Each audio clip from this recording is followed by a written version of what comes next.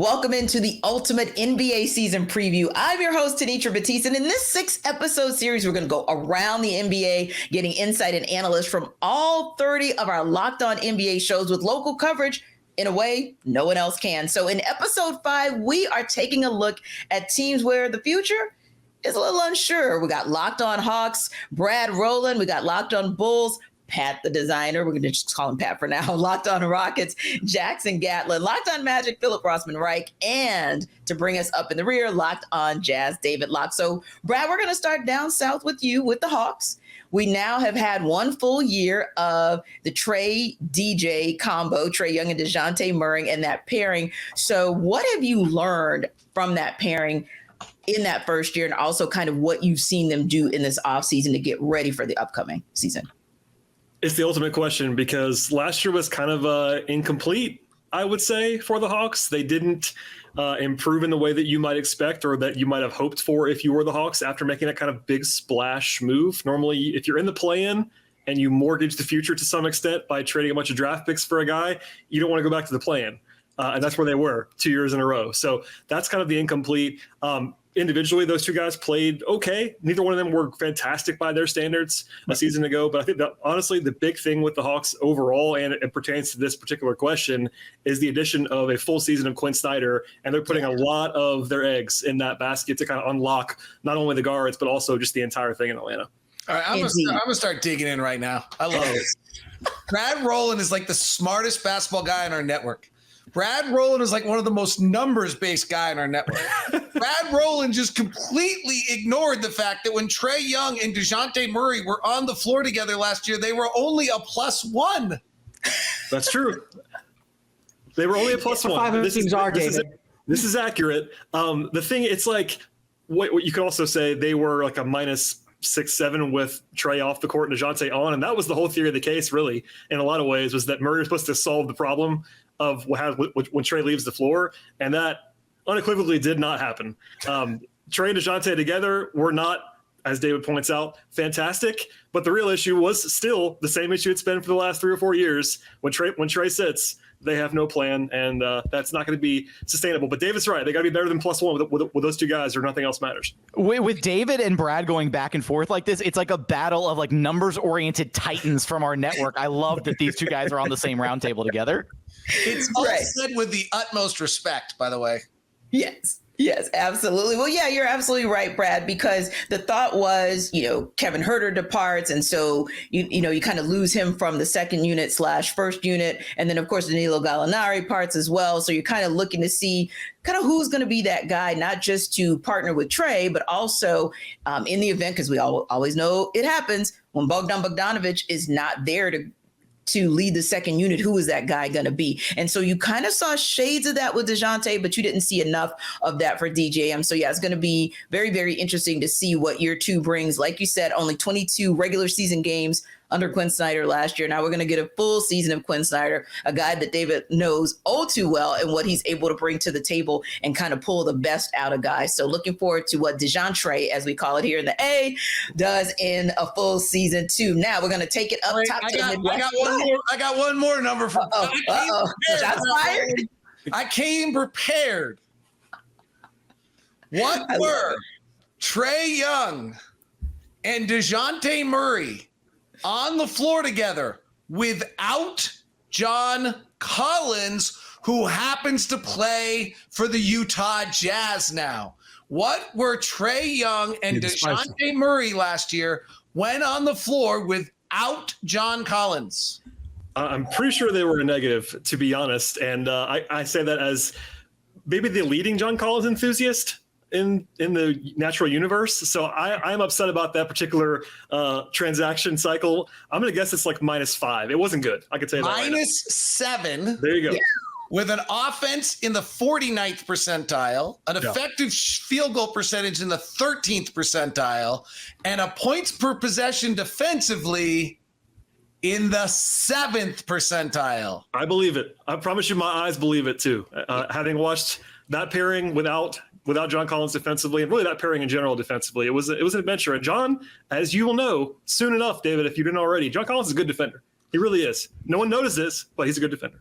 Phillip, And I bet Brad's therapist believes it too, honestly. I'm sure there's been And that's what I was hours going to say. talking Yeah, about like that. when he's not taking things off. Well, David and Brad, I'll tell you guys, I honestly am not the numbers guru that you are. Sometimes it's just the eye test for me when I'm down at State Farm Arena. And from the eye test, yes, the numbers would tell you that they're not as good with JC when JC was off the floor.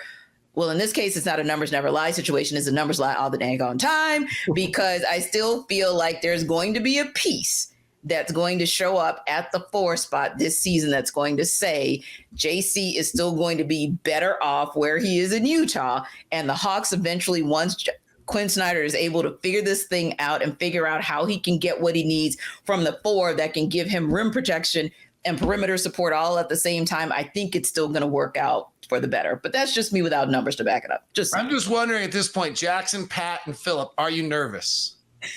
No, not at all. They got to be. They got to be nervous. They got to be. Also. I mean, I'll say this. Like, the only thing I'm nervous about with the Hawks is if the Magic and the Hawks are in a play-in tournament, they still got Trae Young, and like we saw that in playoffs play out. Trae Young is still capable of winning you games by himself. And so, I get that, you don't want to be stuck in the play-in grind, get that part.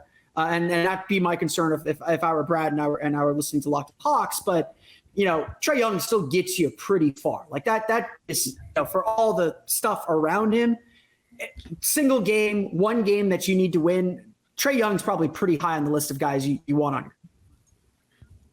Yeah, I would agree with you on that. And I think, too, when you look at it, the question is, when it's not that Phillip, when it's not Trae's night, who is that second guy who you absolutely trust? And I think Dejounte Murray wants to go back to showing everybody that he indeed can be that second guy. Now, speaking of that, Pat, there are some questions and some holes in the Bulls roster that makes people say, okay, who's your first guy, let alone your second guy going into this season that you would trust to put the Bulls' fate in his hands? Why is this season potentially going to be different than last year? And let me just add this piece to that as well, Pat. I find that with the Eastern Conference, and we can talk Western Conference as well, Jackson, I want to hear what you have to say about the Rockets. But I feel like with the Eastern Conference, you always have the 1-2 punch. The 1-2 punch can typically be the Bucks and Celtics, especially probably this year. But every now and again, somebody else creeps up into the 1-2, right? It's the Heat that creep up into the 1-2, or they stay at the 3. And every now and then the Sixers kind of pop in. But then, it's the middling. And the Bulls seem to get to the 3 and then they go middling. So I just want to know, from your perspective, all things considered, what's going to be different this season for Chicago?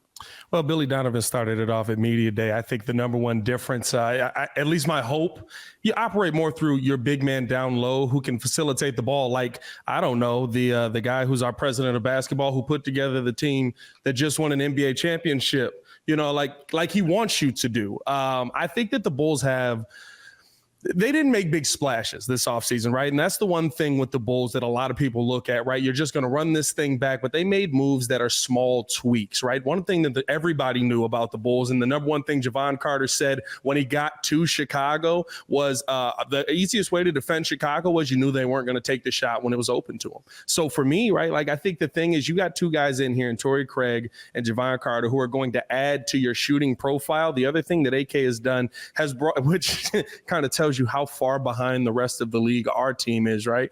He's adding to the player development staff. He's adding to shooting coaches. He's adding a shooting profile to what the Chicago Bulls want to do in the room. And I think that's the biggest thing for me when I look at this Bulls team. That gives me a little bit of hope that they will move in the right direction. Now, how far in that direction they're going to go, I don't know. I'm not sitting here telling you guys that the Bulls are going to be a 50-win team by any means, but the Bulls were one of the worst teams at holding a lead last season in the second half. And the biggest problem with that was they couldn't create any bit of offense when they would have these long defensive stretches that actually looked really, really good. The Bulls would go 4 or 5 minutes, not allowing people to go score 10+ points. But the problem is they would score 6.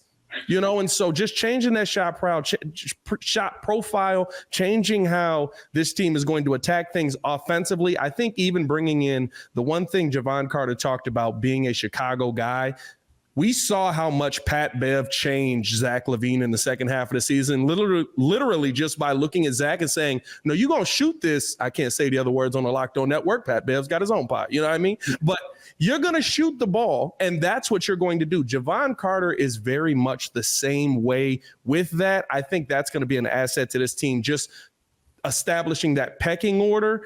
And operating out of the post is their best case scenario because there were so many open looks when Vooch was kicking the ball out to the corner, kicking the ball out to the wing, and the Bulls just would not shoot them. So I think just honestly, a lot of times just taking the shots that are given to you is the number one thing that this Bulls team is going to try and change coming into this season. Yeah. Yeah. And I think that's a great call because I can given examples of times where I've seen them when they come into Atlanta and you're looking and you're thinking, okay, they've got some lockdown defense, but they locked down their own offense. So very interesting dynamic that you would see from them last year. And it'd be interesting to see how they kind of switch that or kind of evolve. What numbers you got, David? What numbers you got? I was like, I'm hearing, I want to hear what David has on this one. A few of them, actually. You were 15 and 23 in the clutch last year. And clutch is actually one of the lowest numbers of repeating the next year. Like it's very rarely that a bad clutch team is bad again the next year and a good clutch team. There have been some exceptions recently on that. So, but in general, I think that's like a really good sign. I think 15 and 23 was one of the worst numbers in the league of anyone. And then when you look at your differential, whether you should have been 15 or 23, you shouldn't have been because your overall numbers, you were sick. This was really interesting. Your offensive rating in the clutch was 108.4 and your defensive rating was 108.4. So you should have been 500 in the clutch from your performance base, or at least the way it is. So it might be, hey, these are all clutch is a little funky because, Brad will tell you. It's changed over time. No, 100%. I think the biggest thing with the Bulls was that there were numbers that spoke to the Bulls being a better team last year, and they just weren't. There were so many times where you would just look at this team and you'd be like, what's going on? But it was the same thing over and over again. I continually point to the game where Donovan Mitchell goes off for 70, right? I think the refs helped a lot a bit in that game. Now, listen, I'm that guy, right? Like, I think the refs were really helping them out. But realistically, right, Chicago Bulls were doing a really, really good job defensively in that game the entire time. And then the second half, they couldn't buy a bucket, and all of a sudden Donovan Mitchell got hot. That happened so many times. It happened a couple of times with the Atlanta Hawks last season, right? Like the Chicago Bulls were one of those teams where you looked at them and the numbers would tell you, okay, this team should be 500 or better. And yet they would go out there and the performance that you would see, especially offensively, would just destroy this team. And I think that's the one thing that Billy Donovan really wanted to come into this season and change, just the confidence in how you're going to attack this offense. And now you have more shooters in place. So Nikola Vucevic doesn't have to be this stretch big that the Bulls have tried to turn him into. I've said this so many times. David, you know this as well, having Larry Markkinen, right? Another guy that's panned out that didn't pan out here with the Bulls. The Bulls love to go out there and try and find shooting big men, and yet they keep getting big men that can shoot and trying to turn them into something they're not. You utilize what these guys do well, and you use the shooting to accentuate that. I think the Utah Jazz have done an excellent job with that with Larry Markkinen, and the Bulls have done a terrible job with that with Vooch. Hopefully that's one thing that we see change this season for the Bulls. So coming up, what are realistic expectations for these teams? But first, PrizePicks is the largest independently owned daily fantasy sports platform in North America. We're the most exciting and easiest way to play DFS. It's just you against the numbers. Instead of battling thousands of other players, including pros and sharks, you pick more than or less than on 2 to 6 player stat projections and watch the winnings roll in. Now, PrizePicks is the most fun I've had, winning up to 25 times my money this football season. You just select 2 or more players, pick more or less on their projected stats, and place your entry. With the PrizePicks reboot policy, your entries stay in play even if one of your players gets injured for NFL games and college football top 25 matchups. If you have a player who exits the game in the first half and does not return in the second, that player is rebooted. PrizePicks is the only daily fantasy sports platform with injury insurance. So go to prizepicks.com/LockedOnNBA and use code LockedOnNBA for a first deposit match up to $100. That's pretty cool, seeing as though we are just a few weeks away from the NBA regular season. So get in on it. Go to prizepicks.com/LockedOnNBA and use code LockedOnNBA for a first deposit matchup to $100. This is daily fantasy sports made easy with PrizePicks.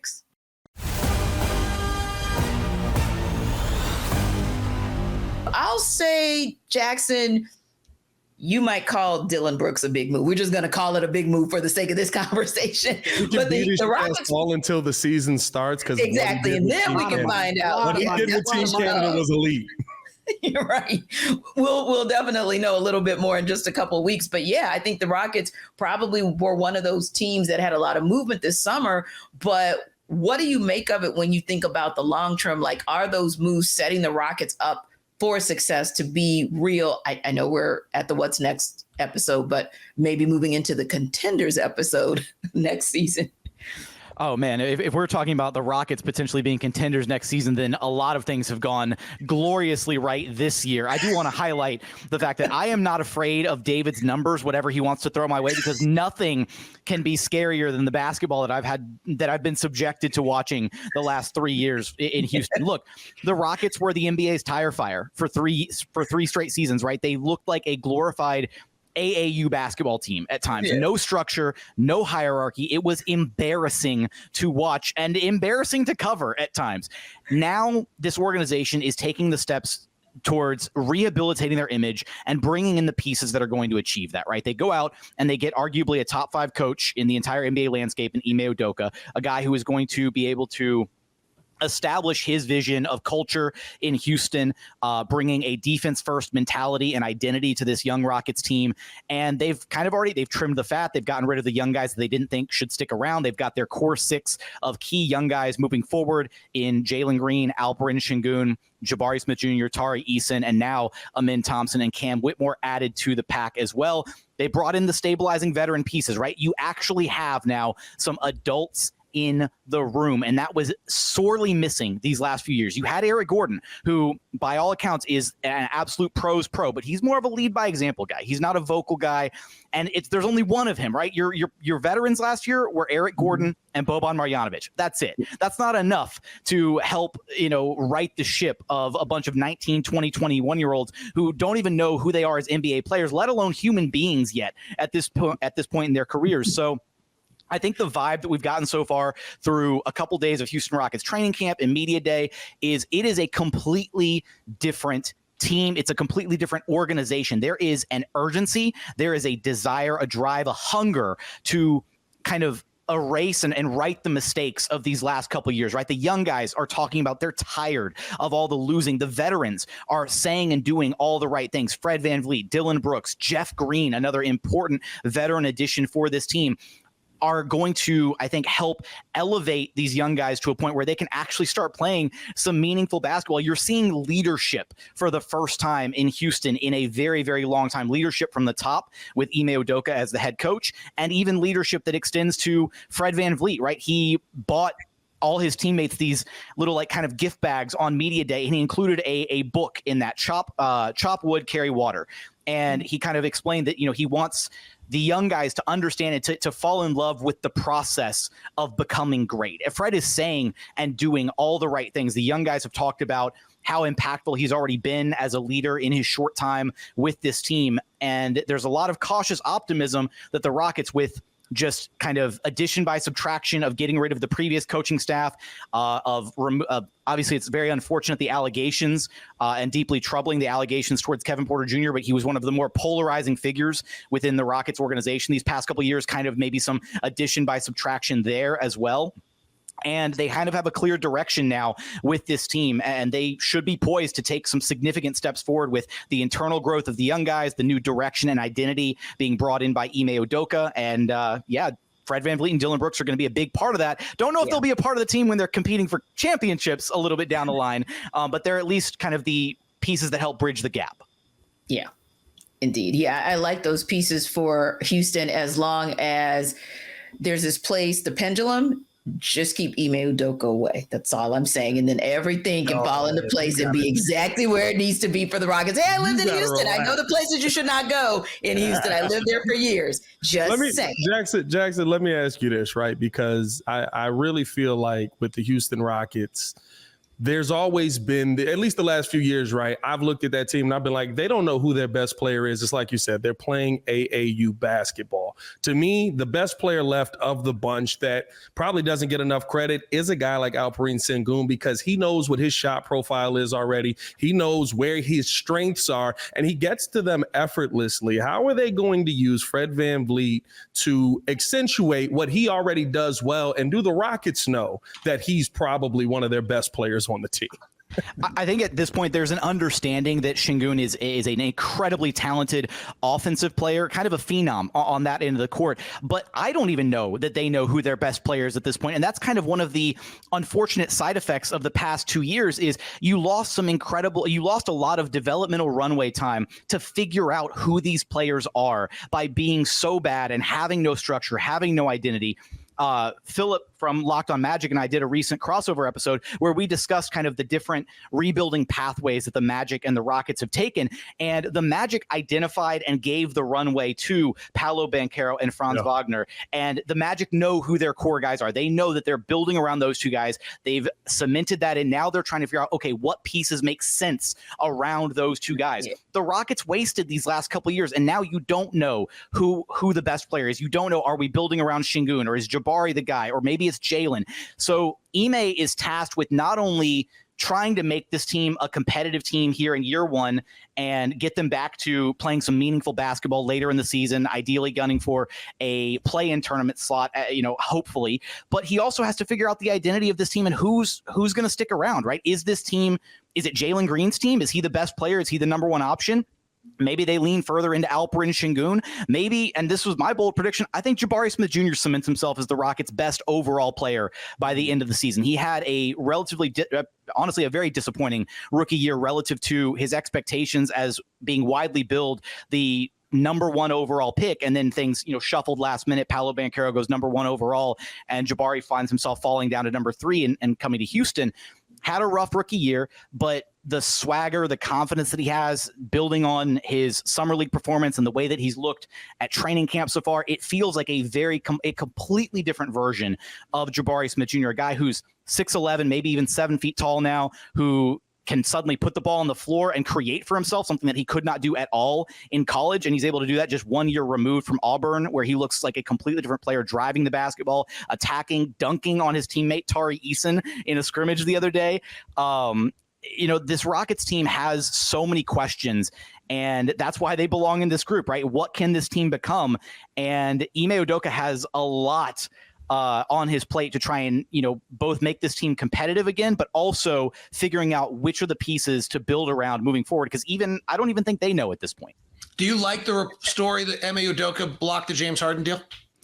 I do, and I believe that, in my understanding of the situation, is that was very much the case, is that Ime was brought in and he had a clearly defined vision for what he wanted to achieve with this Rockets team. He was incredibly excited at all the young talent here in Houston, and he has an idea for how he wants to mold this team.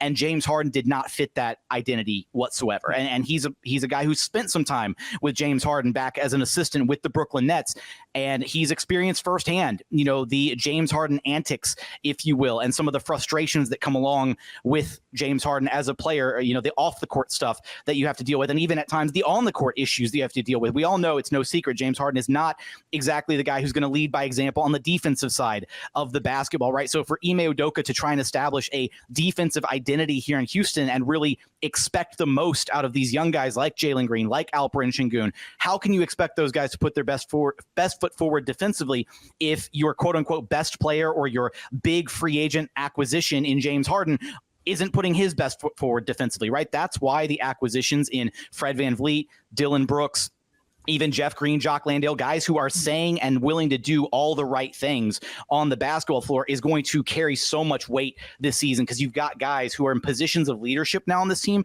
who don't only talk the talk, but they also walk the walk. And that's going to be incredibly important for the young guys to learn these lessons and kind of erase some of the bad habits they picked up these past couple of years with no accountability, no hierarchy, no structure under the previous coaching regime. Yeah. And when you've got players with, go ahead, Phillip. Oh, and sorry. And to that point, I just want to kind of add to that, because like something that I got of the conversation that I had with Jackson on our pod, having just a coach that can give you that structure, whether your team's young, your team's kind of veteran. I think all 5 of us here have coaches who are really good at understanding the process and establishing kind of the identity of their teams. Will Hardy obviously did a fantastic job with the Jazz last year. Ime Udoka had that great run with the Celtics, coming over to Houston, establishing what he's established. Say what you want about the Bulls last year. Billy got, I've experienced Nikola Vucevic for a very, very long time. It is tough to build a top 10 defense on Nikola Vucevic. Billy Donovan deserves a lot of credit for instilling defensive identity in guys like Nikola Vucevic and Zach LaVine and DeMarr DeRozan, who haven't always been known as great defenders. And, we saw the turnaround, how Quinn Snyder was able to kind of save Atlanta's season. And, I'll say this coming for, we'll get to Orlando here in a minute, but like the way Jamal Mosley approached the Orlando Magic from the first day that he arrived, when the team was still at the very beginning stages of its rebuild, to getting Paolo Banchero and kind of starting to bring him along, you could tell that there was a structure and an idea of what they were going to be and that everything was working toward that. When you don't have that as a coach, when kind of what Houston had, where you're just a babysitter, things fall off the rails really quickly. And it's easy to see guys kind of turn away from their potential because they don't know, young players especially don't know what they don't know. And they need that structure and guidance that a really good coach and a really good program can give them. Yeah. Indeed. And as you mentioned, and just kind of going back to the fact that it also helps when you have someone who has championship pedigree. So in addition to being a veteran and all-star, when you have that type of pedigree, I think it also makes it easier for younger players to kind of buy into what you're saying. Or like you said, Phillip, in the case of the Magic, to be very confident in the young players that they're putting forth and saying, hey, we feel like we have the core of what we need. We've got Franz Wagner, we've got Paolo Banchero, we've got Wendell Carter Jr., and we've got the core of what we want to do. And you started to see it really take shape. I had an opportunity to watch them front and center, and I was just really amazed. Like, they're a little bit more mature than I would have thought, especially they showed it in the second half of the season as they started to surge. So kind of what do you take away from the second half of what the Magic showed last season to kind of inform you of who they can be as a real, and I know, again, this is the What's Next episode, but they kind of they showed some shades of like at least lower tier contention in the East. So what do you kind of think we can see from that end of last year to this season? Yeah, I think the biggest thing with the Magic was just this belief, this knowledge of like, hey, we can do this. For those that don't know, the Magic had so many injuries at the start of the season, and no one likes to use injuries as an excuse, but essentially all three of their main point guards were hurt at the beginning of the season. They started the year 5-20, and I think, it's very easy, especially for young teams, to really splinter off and get off to that slow of a start. It's one thing to start fast or start 500 and slowly taper off, but to kind of hit that road bump very early on, they really stuck with it. They really believed in the kind of the defensive principles that Jamal Mosley was preaching. Paolo Banchero got a runway to make mistakes, but he was still making winning plays. And then eventually they got healthy. And, the key to probably all of our seasons in this room is staying healthy. If the wrong injury, the wrong guy, and a season that feels like they're going to be a playing team can suddenly become like, well, we're going for SAR now. We're going for SAR and going to the water, man. So getting healthy was a really big deal for the Magic. And so they had all this kind of confidence built in from the things that they were able to do and keeping a focus on what they ultimately wanted to be on what that bigger vision was. And so, they had Paolo Banchero, who's a rookie making mistakes, but still producing really well. They had Franz Wagner playing at a really high level. They had Markelle Fultz, who's always very hungry to prove people wrong. And he really started to come into his own after he got back footed, and then especially after the All-Star break, which was about a year after he returned from the ACL injury. Once they kind of got all their pieces together, they kind of realized like, hey, we're pretty talented. We're pretty talented defensively, especially, and we've got a guy that really does feel like we can orbit around and can carry us in games. And rookie, he's going to learn, he's going to make mistakes. But at each turn, when it felt like the Magic could splinter and say, throw their hands up and say, we just don't have it, we don't have it at all, that's when they kind of double down on their belief. I look back to, just as an example of this, they played the Miami Heat in February, like February 1st or February 2nd, early February, and blew a late lead in overtime and lost that game at home. And if you don't know, game was very, very charged leader in town. Lots of Miami fans come north for the game. They played them exactly 1 month later. another double-digit lead in the fourth quarter. Jimmy Butler hit a buzzer beater to force overtime. And Wendell Carter said after the game, we're not losing this game. And they kind of put their foot down and won the game in overtime, running away. Butler even walked off the court before the final buzzer sounded. They frustrated Miami in that overtime. And so that's the kind of growth that they saw. And they did it for long enough. They went 29-28 over the last 57 games. They were, I think, 7th in the league in defensive rating after December 7th, which is when the season actually started, as we all know. They went 29-28. They proved to themselves like, hey, we can win consistently. And that confidence, I think, is carried over into this year where they're feeling healthy and feeling a year older, a year wiser, and they think they can really do something. Phillip, can I ask you a question? So you can ask me a question. You can ask me anything, David, as long as it isn't Jalen Suggs. This isn't even me. Like I got all sorts of Paolo Banchero numbers about how his runaway rookie of the year thing was a sham, but because like he won. Yes and no. We can have that. He won rookie of the year in December. I'll give you that. For the season, like we'd already voted on the 20. He shot 40% and like 28% from three in the final 50 games of the year. Like we don't count February, David. Okay. But actually, I hear you. We saw him in January as the Jazz play-by-play announcer, and then we saw him again in March. In March, I was in January, I was like, okay, maybe. In March, the guy I watched couldn't get off the ground, didn't have much lift, and really looked like he was having a hard time finding his shooting window. Like, did something happen? Did he just wear down? Like, he didn't look right to me. Or he didn't either look right to me, or frankly, he just didn't look like a future superstar to me. It's a little bit of both. I mean, 82 games is a long time, and he played 75. Played 70 plus of them, but 82 games is a long time. He definitely hit a rookie wall. On top of that, he had a nerve issue in his shoulder, I believe, in February, and that led to a lot of his shooting numbers dipping. I think he shot 1 for 32 from 3 in February. And look, his numbers went down. And, if there was a case against Paolo Banchero when winning Rookie of the Year last year, it was his inefficiency. And you expect inefficiency from a rookie player who has a high usage rate the way that he does. And whether Paolo Banchero can become a star, a superstar, a super duper star is going to come down to his efficiency, whether he is able to take a lot of shots and a lot of shots, understanding what the right shot is, when the right shot, when how to get to his spots, all that stuff that superstars go through. A lot of stars struggle. Kevin Durant shot 28% from 3 his rookie year. He got, he put up good raw numbers, but needed a lot of shots to get there. And obviously he's Kevin Durant. He figured it out.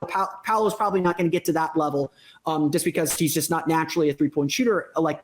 And so, there are maybe some concerns that, efficiency is going to be is the big hurdle that he has to overcome. But, he definitely the wall last year. There's no doubt about it. He had a lot on his shoulders. He was carrying a lot for this Magic team. They put the ball in his hands a lot and said, go out there, make mistakes, learn what's right and what's wrong.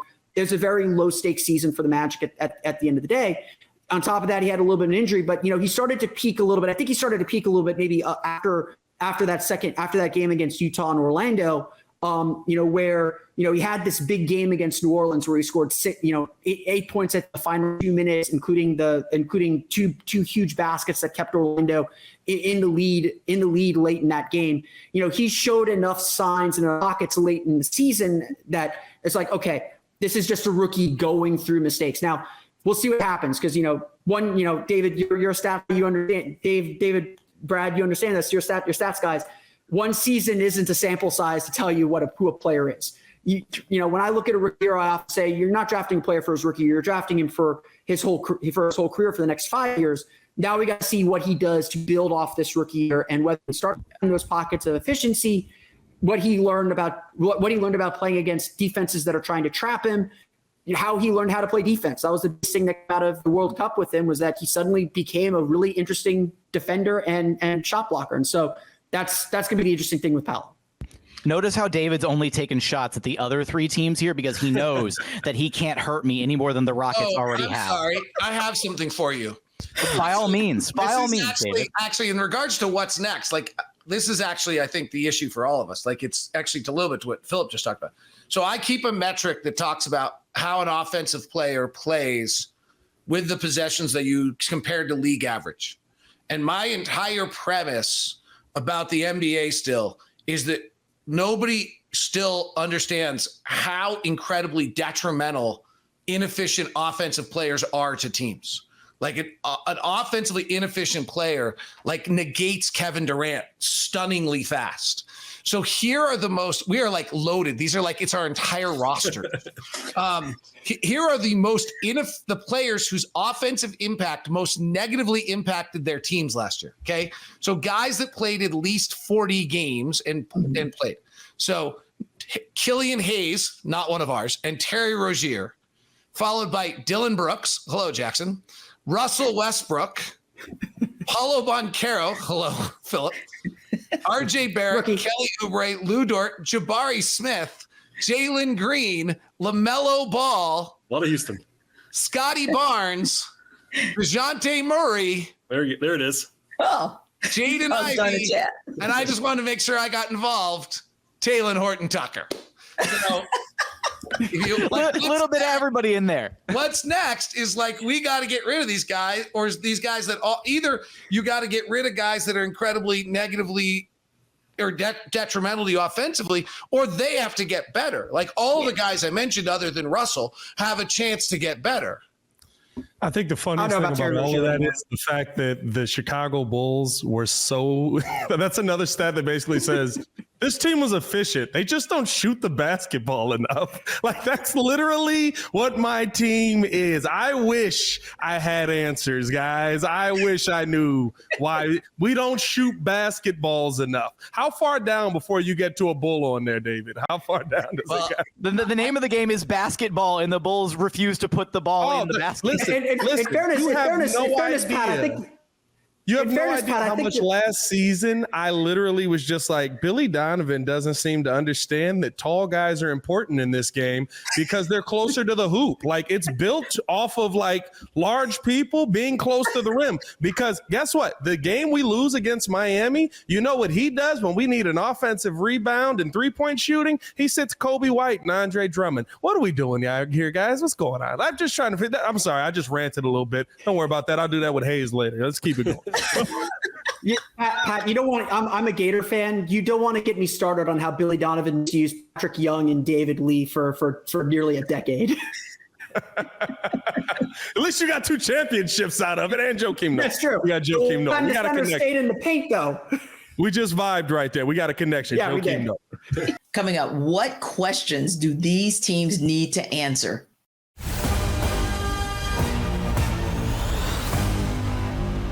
David has told everybody about just how inefficient some of their players are and how he can actually prove that with the numbers to back it up. Now we get to look at his squad and kind of look up and down that roster and see what he thinks is going to happen for Utah this season. Now, of course, you guys have Colin Sexton, Lauri Markkanen, Walker Kessler, Jordan Clarkson. That's kind of your starting 4. The reason I gave your starting 4 is because we know who could be your 5th starter. I don't know that Colin Sexton's in that group. I have literally no idea. I think our starting 4. Yeah. I think our starting 4 is probably Jordan Clarkson, but I'm not certain. Okay, fair. Lauri Markkanen, John Collins, and Walker Kessler. Who else in that guard line? I have no idea, and I actually think there's a chance Jordan Clarkson could come off the bench. I literally have no idea. In the real question on this team, which surprised everybody last year when they were supposed to be a Zach Lowe, group of misfit toys, I believe is what he referred to them, that were heading to the airport to be changed in and out all season long, was that on February 9th, this was the 4th best offensive team in the NBA. And then we traded Mike Conley, Malik Beasley, Jared Vanderbilt, amongst others. And from that day on, we were the 24th ranked offensive team in the NBA with the 21st in shooting and 28th in turnovers. And that's what I think is unknown, is like, what is this team both offensively and defensively? They have the 2nd best rim defender in the NBA for the final 50 games of the year last year. Walker Kessler moved in the starting lineup on January 10th. In the final stretch of the season, he defended 8 shots a game within 6 feet, which was the 8th most, but only Brook Lopez defended him better. He was the 2nd best rim defender in the league. Players shot 14 percentage points below average when Walker Kessler defended the shot. So, Like, I don't know if I'm really perfectly honest about this. I don't have any idea of, like, is this going to be an offensive team? Is this going to be a defensive team? Is it going to be a team that's distinctly average at both and then actually be a little better than anyone thinks? Are they going to be, I don't know. And I think that's what's really interesting. And I really couldn't tell you who I think the 10 rotation players are. Well, David, I was thinking about that. Away, I apologize. Just even going away from offense versus defense or that kind of identity, I think my question is, what is the goal for the Jazz this year versus being competitive versus developing all the young talent that they now have, right? Is this a world where you throw Keontae George into the starting lineup and say, you're just going to get all these reps? What do you the way they did it last year with Walker Kessler and Ochai Agbaji, I think tells us the answer to this story. So Walker Kessler played in and out a little bit, played well, and then on January 10th, he started the final, 40 games of the year. Ochai Agbaji wasn't in the rotation. They sent him to the G League. And then all of a sudden, like out of nowhere, he started playing 25 minutes a night for the rest of the year. Yeah. And so I think that's the model that I think you'll see. Now, Keontae George obviously had the best summer league of any rookie. I think he was summer league player, but that means absolutely nothing if you go over Josh Shelby was the summer league player of the year once, the same year Damian Lillard was. So let's hope Keontae George. Are you saying player of the year? Because that honor sticks with my Cam Whitmore was summer league MVP. Oh, he was? Okay. Yeah, I would just like to clear that up. And maybe Josh Shelby. How dare you? This is the most important accolade any Rocket has received in the last 4 years. Don't take it away. I guess he was just first team. But I think it's irrelevant because Frankie Ferrari is not playing in the NBA, and he does play in summer league. But Keontae's been he's obviously very good. He's supposed to have been very good in open gym, and he's got a unique confidence to him, I would say. So I do think there's a chance he works his way into the rotation quickly. But if he's in the rotation, Chris Dunn, Taylor Horton-Tucker, Colin Sexton, Jordan Clarkson, Ochai Agbaji, two of them are not.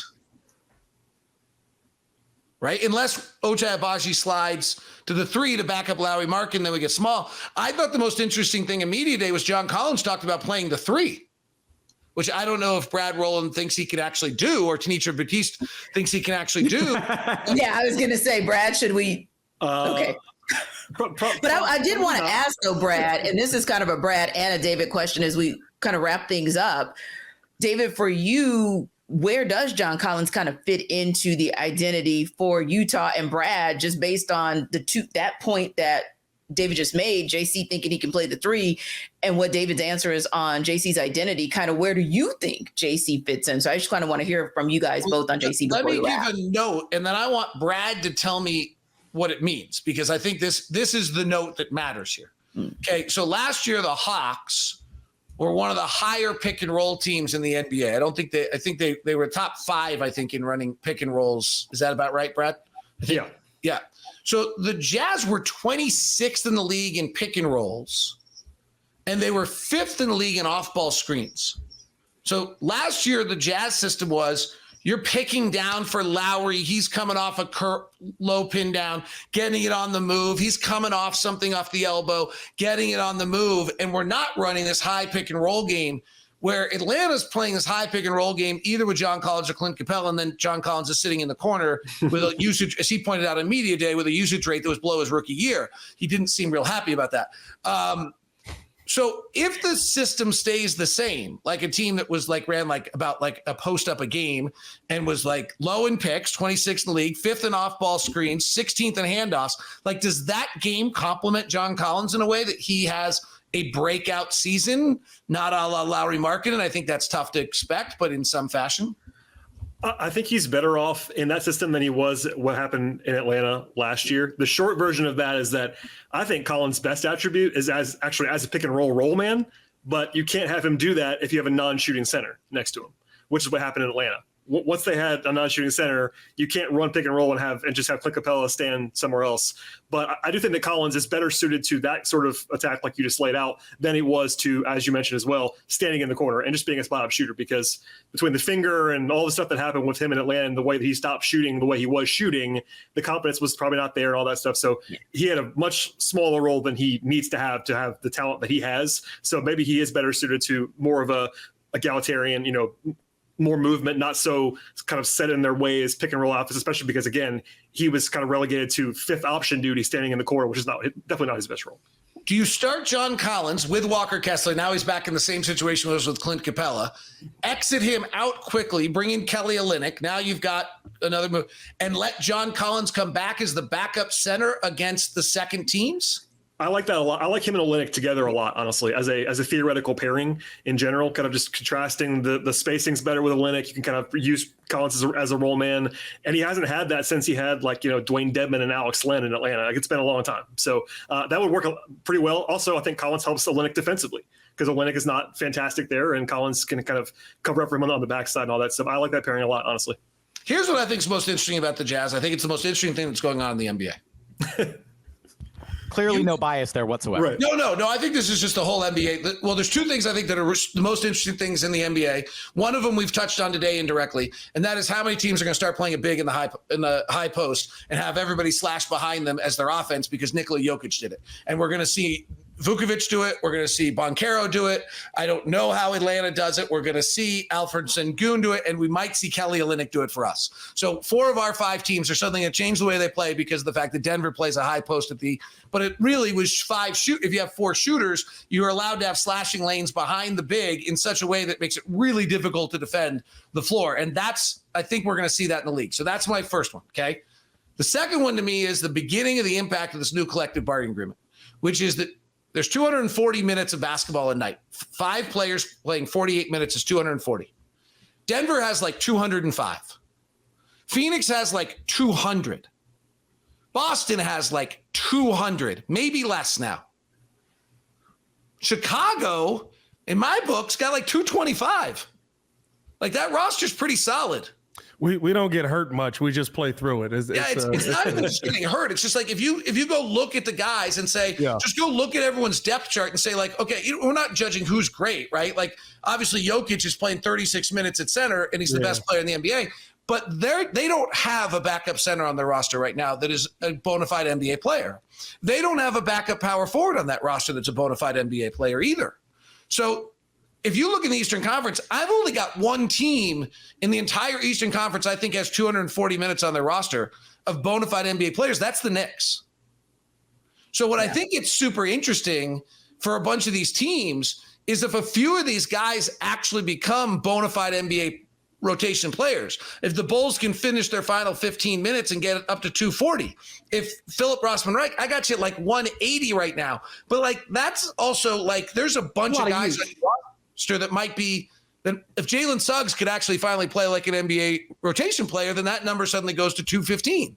Yeah. Well, we could talk about CBAs and aprons and rotational minutes until we just, we can talk about that ad nauseum. But listen, guys, we gotta go. Hey, listen, if you want to have more of this conversation and kind of see how the CBA and aprons and everything else in the NBA impacts things, we got Locked On shows on tap for you this entire season, which the regular season starts in just a couple of weeks. So again, we thank all these guys for stopping by the preview show tonight. We'll find out soon enough what's next for all of them. And don't forget, check out Locked On NBA and get all 6 episodes of the Ultimate Season Preview. We'll see you.